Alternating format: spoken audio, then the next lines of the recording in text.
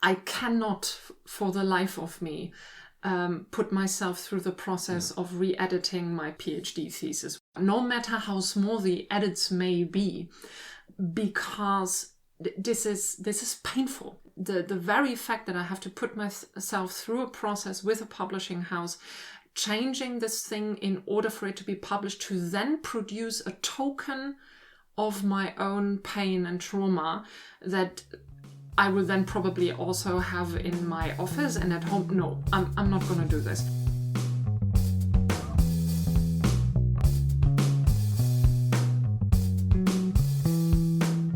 Welcome to the first episode of the Unconditional Teaching podcast. Unconditional Teaching is a project by Jessica Koch, Tyll and me, Katharina Ph.D. Together we write articles and record interviews in which we investigate how we can create healthier relationships in learning and teaching. In this episode, Tyll and I talk to Jessica about her experience of writing and defending her PhD thesis and the severe strain both put on her mental health. Because we had so much to talk about, this episode is split in two parts. In this first part, Jessica talks about how writing and defending her PhD thesis was a traumatic experience for her, and how the contradictory narratives around the PhD in academia create a state of cognitive dissonance that produces a lot of distress.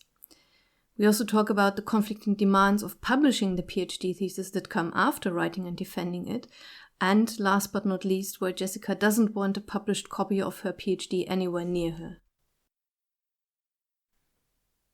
Jessica, you recently defended your PhD thesis, and the week before that you did a rehearsal of that defense, to which you invited a couple of colleagues and friends of yours because you wanted to rehearse the defense, to try out your presentation and to maybe have us ask some questions and give you feedback, and do that with friends and colleagues who were supportive towards you, and you made that very clear, doing the defense was a really hard thing for you, that it was emotionally taxing for you, and you even used the word re-traumatization.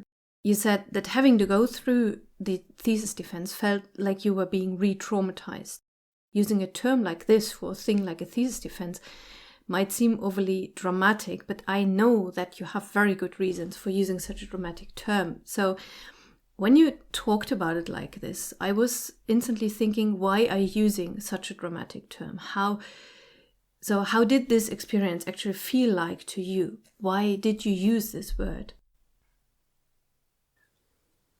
I think in order to answer this question, why the thesis defense felt like I was re-traumatizing myself, or I was subjecting myself to re-traumatization, I do think I need to talk about where the trauma comes from in the first place, and why I'm continuing to use the word trauma in this context of my PhD thesis and the defense. When I started writing the PhD thesis, I don't think I had a very good idea about what this would mean in terms of my own well-being, my mental health, and generally my state of existence, as it were. I do think that although I had written larger papers before, committing to a research project for 3 to 4 years, it turned out to be 4 years, I didn't really know what I was getting myself into. And the way these projects are being spoken about didn't really help, I think. I think there are discourses around, in German academia at least, that suggest to PhD students two things at the same time. They suggest that these types of texts, these PhD theses, are on the one hand like the one magnum opus. They're the big book, the one thing that you will become known for, essentially. This was the way in which a lot of friends from academia, but also people I was working with, talked about. So this will be the topic you will become known for. This will be your thing, essentially. And that comes with a lot of political decisions that need to be made. Do you really want to be, in my case, do you really want to be known for being the one who wrote a PhD thesis on professional wrestling? So that's the one discourse that is around. The other discourse is around, or is shaped by the knowledge that very few people will actually read PhD thesis or the first book in the German context. What people will engage with are oftentimes the journal articles, the shorter essays, the chapters from essay collections that you produce as a researcher. So a lot of colleagues and friends from academia and people I met at conferences told me, look, the PhD thesis is not as important as the later output, the smaller things that you will work on, because these are the things that essentially people will actually read.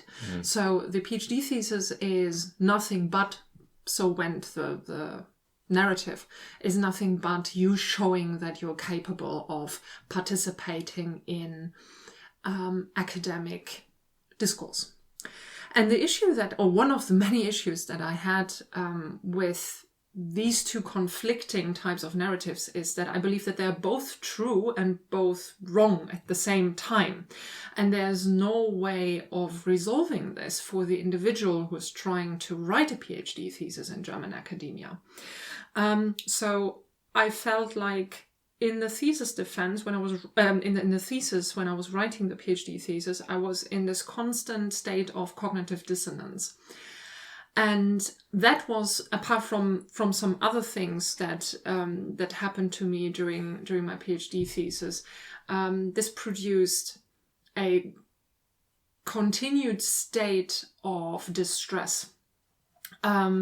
I looked at a few definitions for what trauma means in a psychological context. And one of the definitions that pops up is that psychological trauma, in essence, is an individual experience, a unique experience of an event or of enduring conditions in which individuals are incapable to integrate their emotional experiences into their own life narrative, in essence. And I think this is what happened to me. I put myself through a 4-year process of traumatizing myself and letting myself be traumatized by a system that isn't very good at making requirements clear and assisting essentially what should be, I think, a growth process.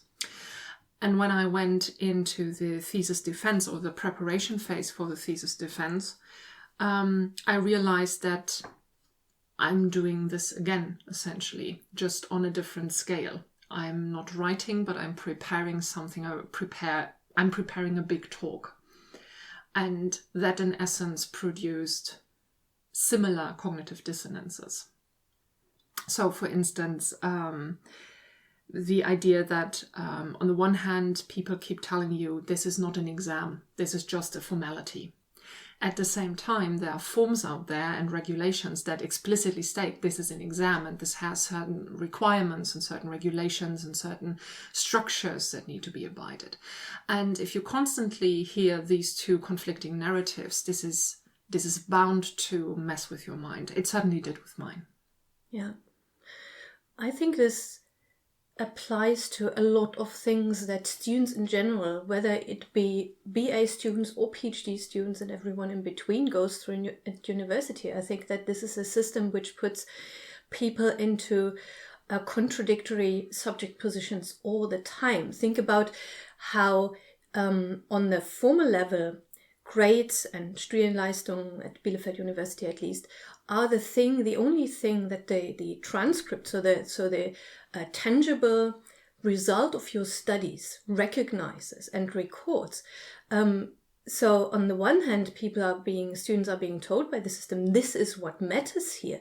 But when you take these things seriously and when you worry about requirements for Studienleistung, for instance, and communicate this worry to your teachers and supervisors, they they got offended sometimes because they want students to be intrinsically motivated and not worry about formalities and about grades, because this is about education. This is about being intrinsically motivated to become a scholar and not worrying about formalities so much. So this is one of the many, I think, examples of how this system constantly puts these conflicting expectations and ideas and concepts on students and puts them into positions where they have to deal with these things. And especially because the power hierarchies are still very steep at university.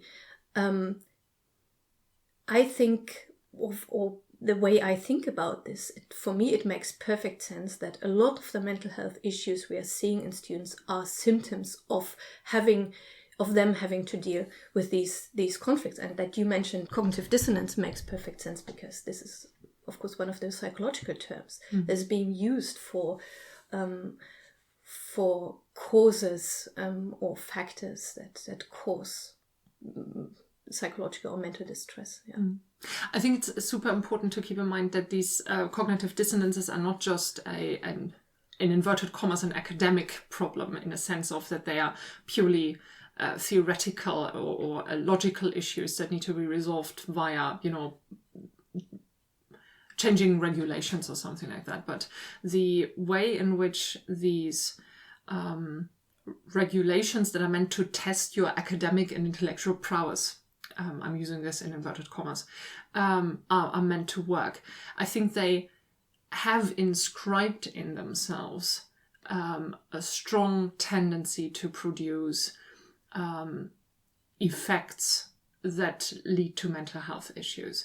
And I must say I realized this really, really late. I totally bought into the idea that this was a matter of me showing resilience, me showing strength, and to basically work my way through this.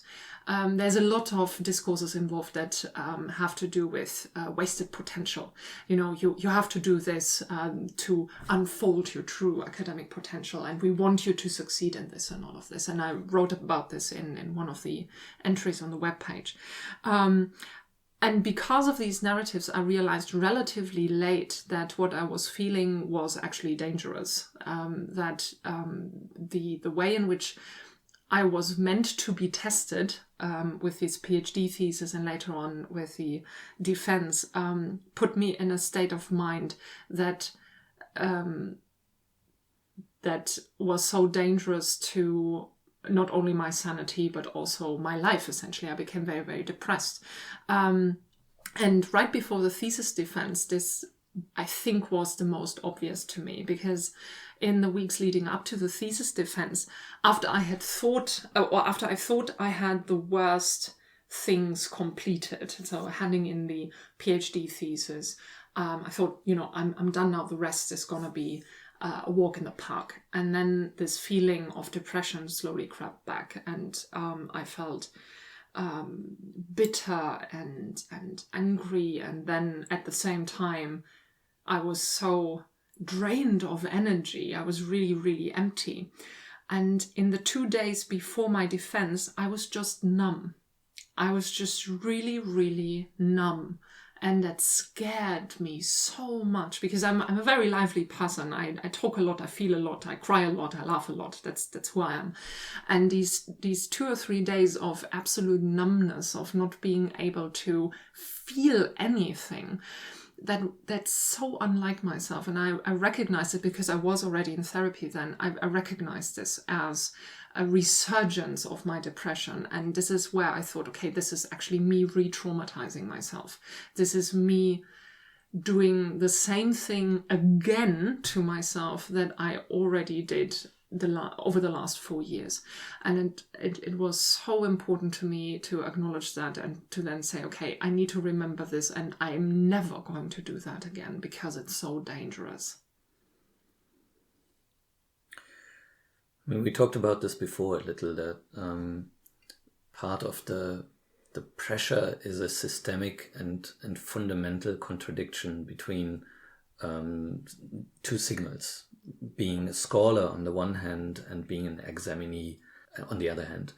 And especially in the German discourse, I think this is especially strong because you are accomplished, you're done, you're finished basically in your scholarship once you have a tenured professorship. Then you're your lifelong professor. You can't be fired. You earn much more money than you've ever earned before. You have a secure job. All the time before, you're an examinee. This is not the case in the Anglo-American context, where you do your PhD and then you find a job and it's not tenured at the beginning, but you can work toward it and you're worth something doing that job. You're a scholar, you've published your book, and then you do more scholarship and you're recognized for that. In Germany, it's not quite that way. It's much more harsh in a sense, because at every step of the way, everything you do is part of qualifying for being a professor. Of course, not everyone becomes that professor. Very, very few indeed become. Yeah, very few become ever reach that state. So your scholarship is always deferred in a sense behind your identity as someone who is being tested, whose intellectual prowess, as you said in inverted commas, has to be proven again and again and again with every article and so on. And I think for people who have a strong sense of integrity, of dignity, of the need to feel worthy, this can be violating. This can be sort of hurtful. This wounds them. I think it wounds everyone in the end, because you can never be sure whether what you do, the scholarly output that you produce, is worth something on its own, or whether it's just another step to some piece of the title that you can then use to be worth something. Yeah, I think there are several things in here that I think I would like to comment on. The first thing is that there is a problematic relationship between one's identity as a scholar and the scholarship that one does, the academic work that one does, that I do, and myself as an intellectual and academic, a scholar, whatever you want to call it. We usually in academia and also in the hard sciences, we subscribe to this idea that we are always criticizing ideas, that when we enter into scientific or academic discussion with one another, that what we're talking about are not people, but we're talking about ideas. And we're discussing ideas in order to figure out which ideas are valid and which ideas are not valid. However, when you actually observe how academic conduct in these discourses works, as a young scholar, at least this was the case for me, I quickly realized this is not at all how people practice academic scholarship. Academic scholarship has a lot to do with identity. It has a lot to do with ego. It has a lot to do, and you're being invited to associate yourself with your scholarship. One of the first questions that I was asked by a very high-ranking scholar in my field of studies when I started my PhD project was, do you want to be the person who wrote their PhD thesis on professional wrestling? And I didn't understand that question at that time. And it took me some time to realize, no, okay, this has something to do with the politics of identity in academia, the connection between one's own scholarship and one's identity. And I do think there is merit to separating these two. I also think there's merit to having a close relationship between the two. We cannot disassociate ourselves from the politics that are involved in our own work, particularly not when we're dealing with topics like gender and race and ethnicity and age and ageism, these sorts of things.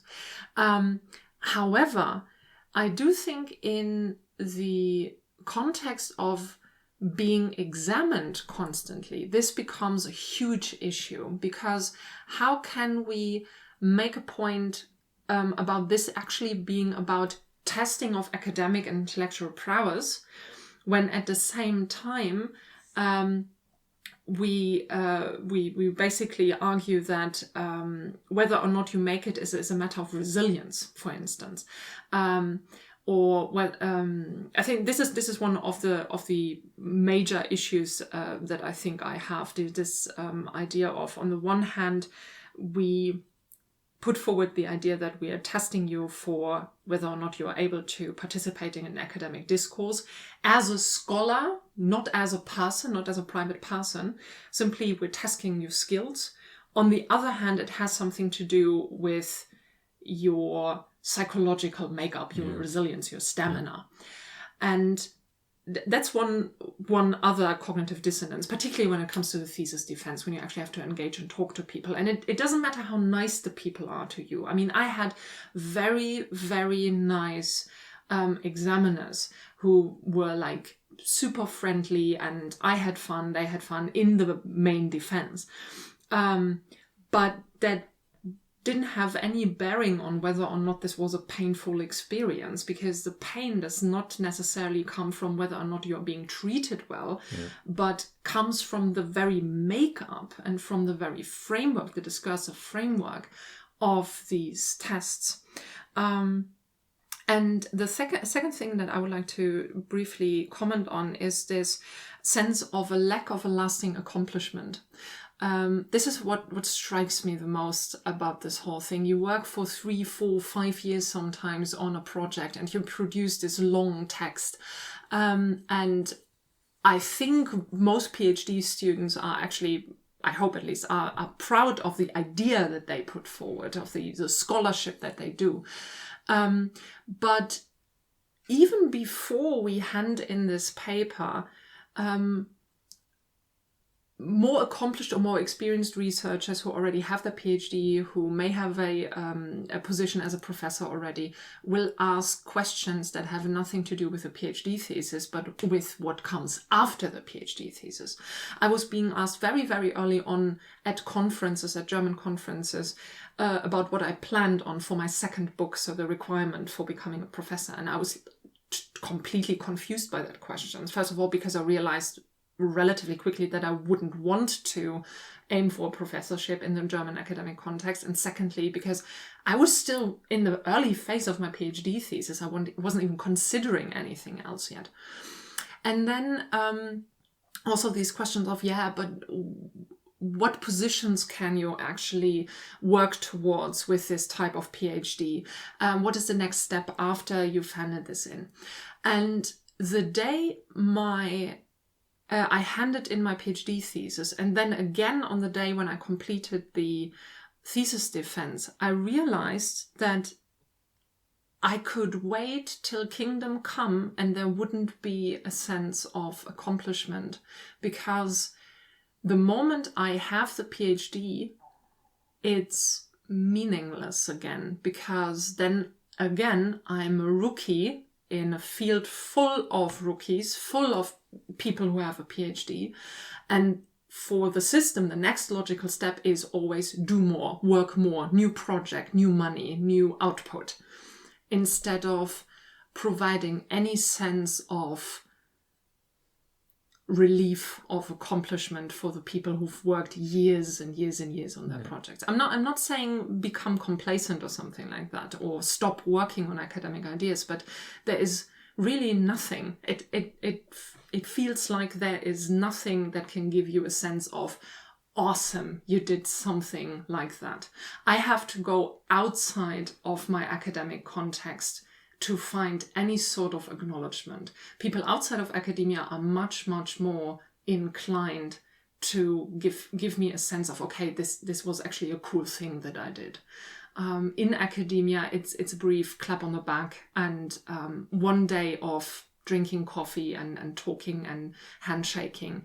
And after that, it's business as usual.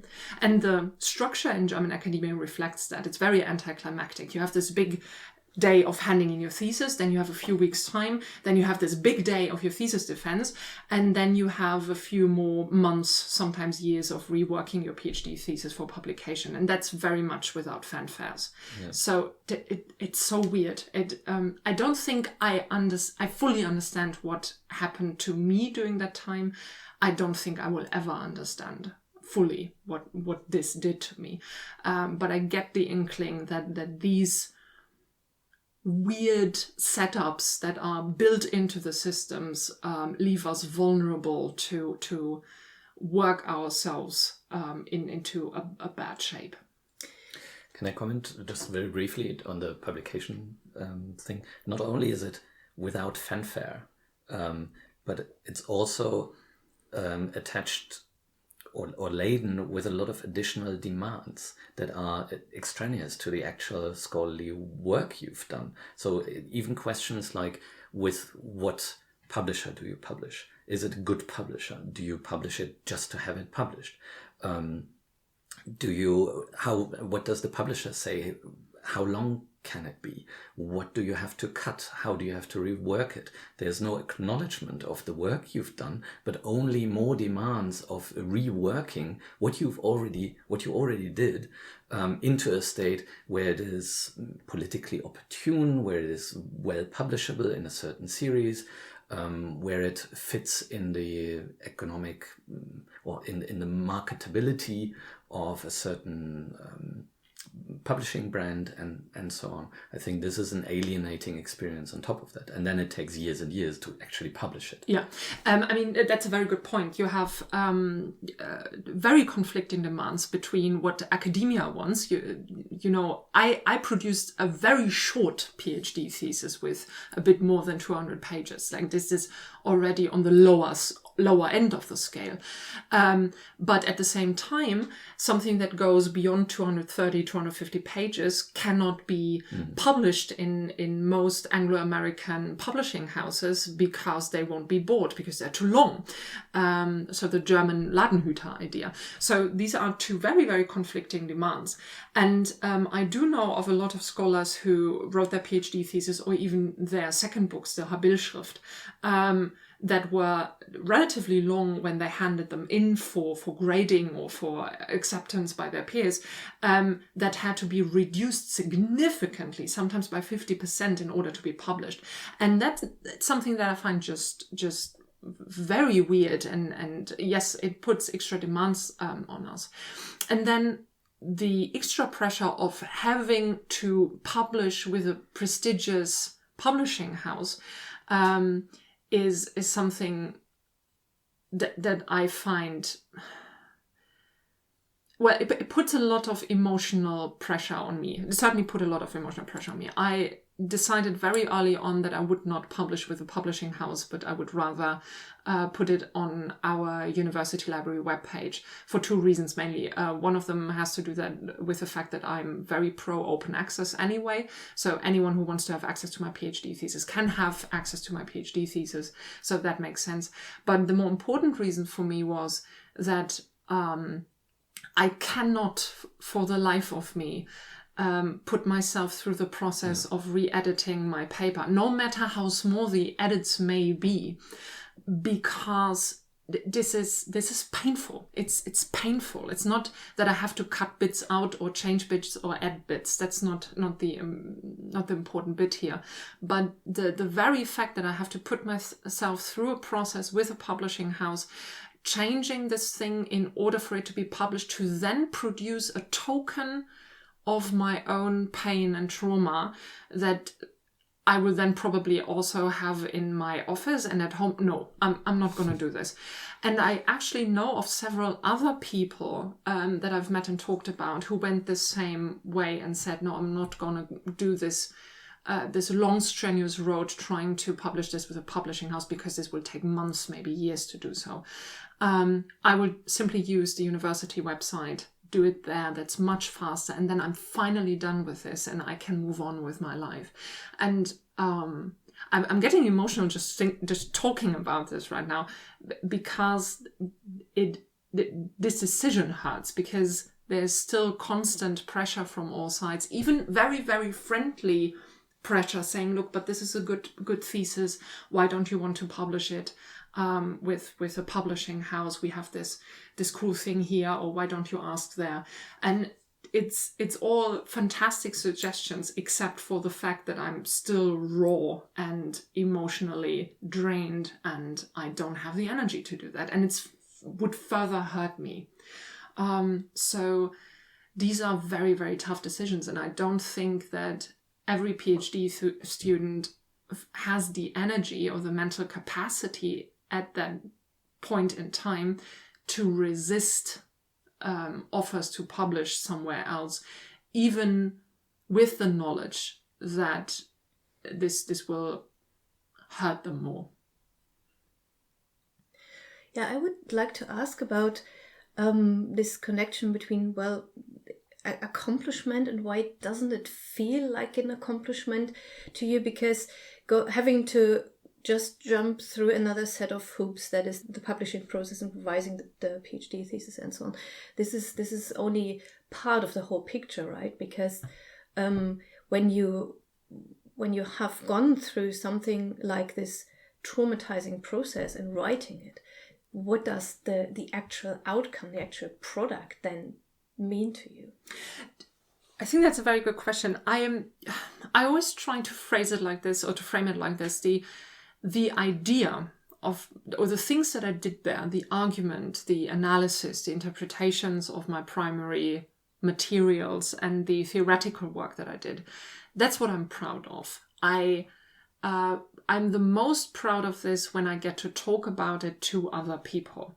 That's when I realize how much traction my ideas have, because then I can see in the reaction of other people which things work and which things don't. Now, I do realize that academic communication has a lot to do with writing, because we can't possibly talk to other people we would like to talk to. It's just not possible. So writing is necessary and very important. And I do like my text. I do like the text that I produced. I know which bits are super good. I know which bits are not so good. I know which bits I'm super proud of, and I know which bits I don't like. But it is the product that I was capable of producing at that point in time. And I think I need to acknowledge this as exactly what it is. Now, with the product as a graded item, as it were, that's where it becomes more complex. That's where I have difficulty looking at this thing, because first of all, there is this difference between the version of the paper that is being graded, for which I'm being awarded the title, the PhD title, and the version that everybody else will get to read once I publish this thing. So I'm the grade I receive for a paper that in actuality is not finished yet, because it goes through yet another revision process. And that in itself is weird. Yeah. That in itself gives me a feeling of conflict, really. And then the finished product, say if I were to publish this with a publishing house, and I actually received a copy of or several copies probably, of my book, I do think that it would only serve as a token of this struggle, a token of this trauma that I went through. And that's why I'd rather go for an electronic version, because I do not have to look at this thing as this graded product that is being given to the system in order for me to receive the PhD. I don't have to look at this anymore. I still want to look at my ideas. I still want to talk about my ideas, but I don't want to look at this again in the context of me being an examinee and me subjecting myself to such torture. It has a lot to do with complicity. I am, of course, complicit, partly because I ignored what was happening to me, and partly because I was being made complicit by the system. It's basically you're constantly being lured in with rewards and all of that. And once you have your PhD, you're done, except you're not. But we already discussed that. So, yeah. When you say lured in with reward, I think for many people who begin their PhD work, the feeling of freedom of ideas, of the investigative spirit of science is real. So it's not just a lure, it's not just a promise, but it is a passion project, and it should be on the one hand. But again, on the other, there's so much contradiction to the entire project, and the longer you do it, the more experience you get, the more you see through the charade that parts of that process also are. I do agree, partly at least. I do think, yes, it often starts off as a passion project, particularly in the humanities. I think we have, oftentimes we have a lot more freedom to choose our own projects.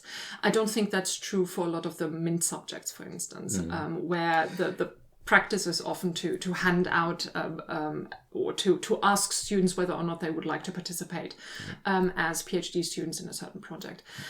With us, this is obviously often different. So that's one caveat that I would make. What I meant by being lured in is we want to do these passion projects. We have ideas, for instance, and then we are basically being promised, yes, you can do such a passion project, and you do this under our conditions. You do this under the conditions of the system academia. You do this under the conditions of the system university.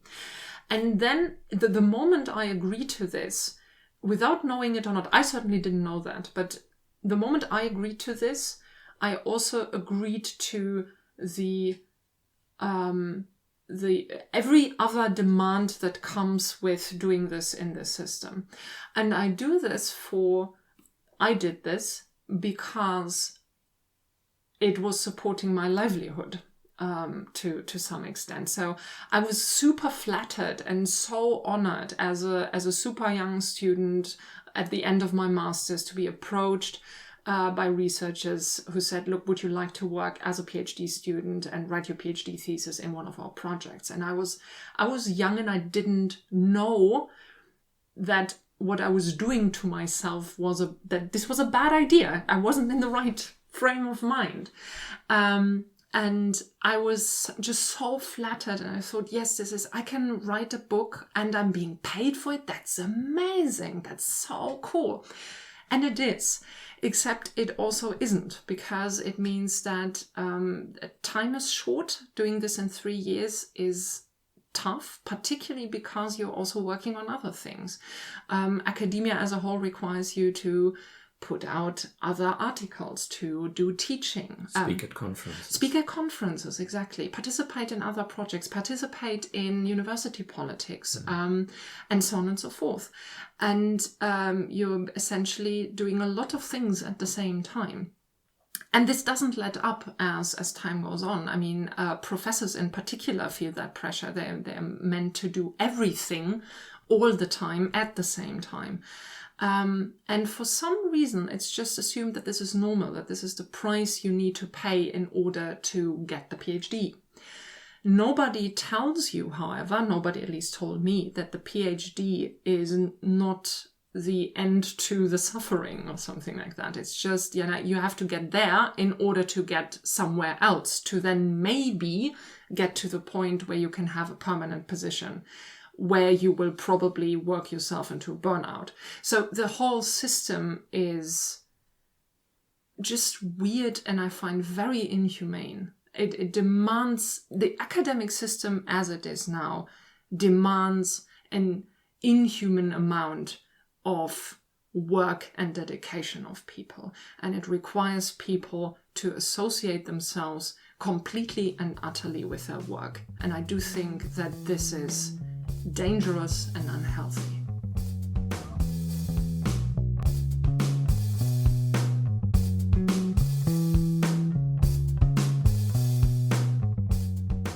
Thanks for listening. This is the end of the first part of this interview. In the second part, we talk about the genderedness of discourses of resilience and suffering, and why it is so difficult to acknowledge traumatic experiences when you are pursuing an academic career. Finally, Jessica tells us more about how she exercised agency to create her actual PhD defense as a situation of security and support for herself by inviting students, colleagues, and friends. Unconditional Teaching is a project by Tyll Jessica Koch, and me, Katharina Pietsch. Music by Lily Olason. If you want to know more about our project and our partners, check out unconditional-teaching.com. Do you like our content or would like to engage with us? Head over to our comment sections or contact us via team@unconditional-teaching.com.